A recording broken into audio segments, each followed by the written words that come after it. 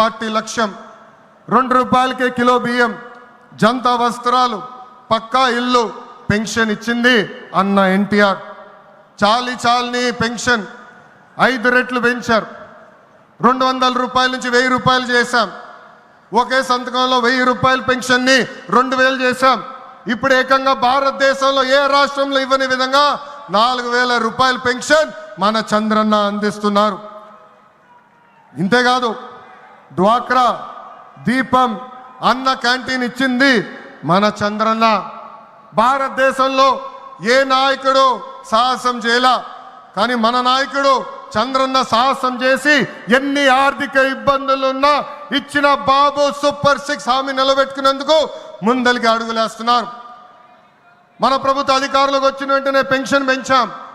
మూసేసిన అన్న క్యాంటీన్లు తిరిగి ప్రారంభించాం. మెగా డిఎస్సి ఏర్పాటు చేశాం. వచ్చే నెలలో తల్లికి వందనం ఇస్తున్నాం. ఆగస్టు మాసంలో ఉచిత బస్ ప్రయాణం కూడా మన ప్రభుత్వం అందజేయబోతుంది. ఇప్పుడు ఏకంగా P4 కాన్సెప్ట్తో పేదరికం నుంచి కుటుంబాలు బయటికి తీసుకొచ్చేందుకు చేయూత అందిస్తున్నారు మన చంద్రన్న. తెలుగుదేశం పార్టీ ఆవిర్భావం తర్వాత బడుగు బలహీన వర్గాలకి ఆర్థిక రాజకీయ స్వాతంత్రం వచ్చింది. పార్టీకి పునాదిగా ఉన్న మన బీసీలకి ఏకంగా స్థానిక సంస్థల ఎన్నికల్లో 33% రిజర్వేషన్ అందించింది తెలుగుదేశం పార్టీ. అందరికీ ఆమోదంతో ఏకంగా వర్గీకరణ చేసింది కూడా తెలుగుదేశం పార్టీ. అందుకే ప్రతి వర్గానికి న్యాయం చేయాలి, సోషల్ రీఇంజనీరింగ్ చేయాలనే లక్ష్యంగా మనందరం పెట్టుకోవాల్సిన అవసరం ఉంది. ప్రస్తుత పరిస్థితుల్లో అన్ని కులాలకు సామాజిక సమన్వయం కూడా అవసరం ఉంది. 5వది అన్నదాతకు అండగా. రైతులు లేకపోతే సమాజమే లేదు. ఈ సిద్ధాంతం బలంగా నమ్మే పార్టీ తెలుగుదేశం పార్టీ. అన్న ఎన్టీఆర్ గారి దగ్గర నుంచి మన చంద్రన్న వరకు రైతుల జీవితాలు మార్చేందుకు కృషి చేశారు. డ్రిప్ ఇరిగేషన్ దగ్గర నుంచి ఇరిగేషన్ ప్రాజెక్టుల వరకు, సబ్సిడీ, హార్టికల్చర్ వరకు ప్రోత్సహించింది తెలుగుదేశం. ఈరోజు మనం ఆక్వా, పామాయిల్, కోకో రంగంలో మనం నంబర్ 1 ఉన్నాం. మామిడి, జీడి పంటల్లో 2వ స్థానంలో ఉన్నాం. దీనికి కారణం తెలుగుదేశం పార్టీ. అన్నదాతకు తెలుగుదేశం ఎప్పుడు అండగా ఉంటుంది. పొగాకు, కుక్కో, మిరప ధరలు పడిపోతే ఏకంగా గిట్టుబాటు ధర ప్రకటించిన నాయకుడు మన నాయకుడు చంద్రబాబు నాయుడు గారు. బంగారం లాంటి భూములు మన రాష్ట్రంలో ఉన్నాయి. వ్యవసాయం కరెక్ట్గా ప్రమోట్ చేస్తే బంగారం పండించే శక్తి మన రైతుల దగ్గర ఉంది. అందుకే అన్నదాతకు అండగా అనే విధానాన్ని మనం అమలు చేయాలి.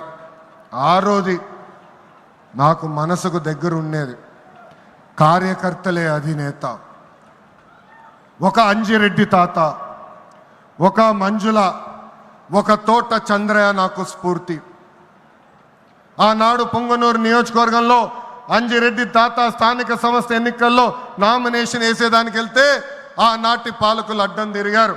తొడగొట్టి మీసాలు మిలేసి రండి నేను నామినేషన్ వేసి చూపిస్తానని చెప్పారు మన అంజిరెడ్డి తాత.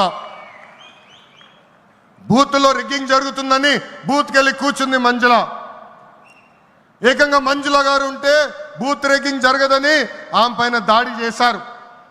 రక్తం గారుతున్నా భయపడలేదు. చివరి ఓటు పడే వరకు, ఈవీఎం బాక్స్కి తాళం వేసే వరకు ఆ బూత్లో నిలబడింది మన అక్క మంజుల. ఇంకా తోట చంద్రయ్య గారి గురించి ఎంత చెప్పినా తక్కువే. మనందరం చూసాం, నడివీధిలో ఆనాటి పాలకులు తరిమి కొట్టారు. ఏకంగా డివైడర్ పెట్టి కత్తిని గొంతుకు పెట్టారు. ఒక్కసారి వాళ్ళ నాయకుడికి జై చెప్పమంటే జై తెలుగుదేశం, జై చంద్రబాబు నాయుడు అని చెప్పి ప్రాణాలు పోగొట్టుకున్నాడు తోట చంద్రయ్య. ఈరోజు నేను ఈ సభాముఖంగా గర్వంగా చెప్తున్నా, ఆంధ్ర రాష్ట్రంలో ఎప్పుడు జరిగిన విధంగా తోట చంద్రయ్య కొడుకు కూడా ఈరోజు మన ప్రభుత్వ ఉద్యోగం ఇచ్చింది. అందుకే తెలుగుదేశం పార్టీలో కార్యకర్తలే మన అధినేత.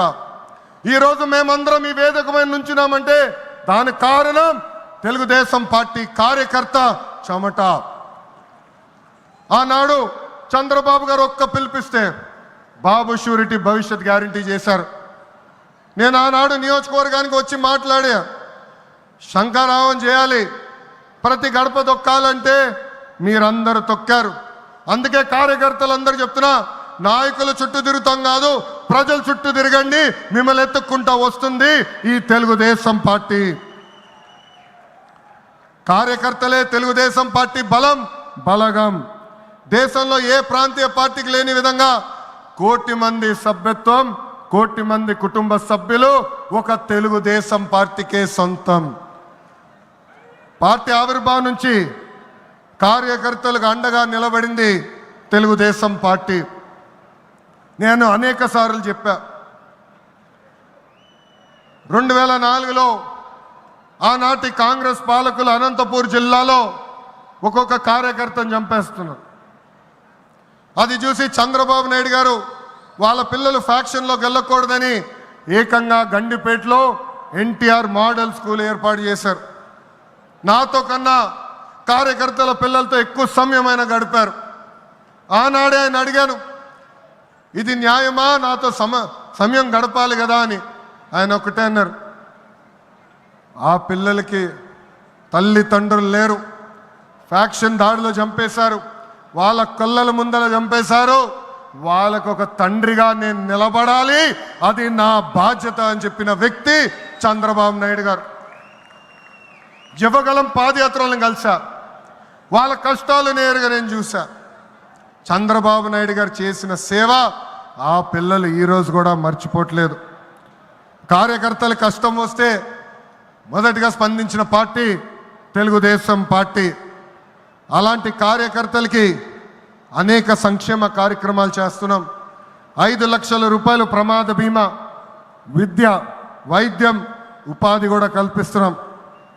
జాతీయ అధ్యక్షుల పిలుపు మేరకు అలాంటి కార్యకర్తలు ఆదుకునేదానికి, వాళ్ళ సొంత కాలుపై నిలబడడానికి, వాళ్ళకి ఆర్థిక స్వాతంత్రం వచ్చేదానికి ఒక ప్రణాళిక కూడా మేము రూపొందిస్తున్నాం. ఈ 6 శాసనాలు మనకు కీలకమైంది. వేదికమైన పెద్దల దగ్గర నుంచి నా ముందలున్న తెలుగుదేశం పార్టీ కుటుంబ సభ్యులందరినీ ఒక విషయం తెలపాలనుకుంటున్నా. కష్టకాలాలు వస్తాయి, మన రోజు కొన్ని నిర్ణయాలు తీసుకోవాల్సి వస్తుంది. ఒక మంత్రిగా, జాతీయ ప్రధాన కార్యదర్శిగా నేను కూడా కొన్ని నిర్ణయాలు తీసుకోవాల్సిన అవసరం ఉంటుంది. అప్పుడు ఈ 6 శాసనాలు మనం అందరం చదువుకుని